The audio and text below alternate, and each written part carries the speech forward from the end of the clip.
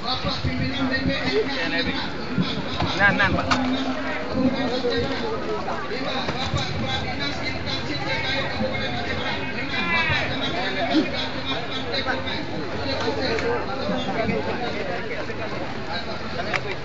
terima kasih.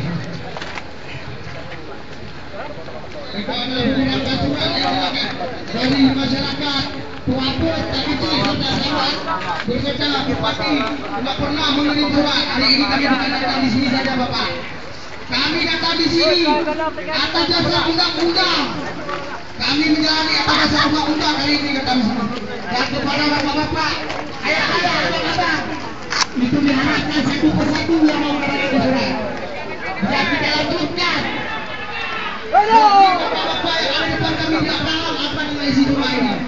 Tapi kami akan menjelaskan sesuai dengan undang-undang yang telah kami surati kepada Irfan Supiah.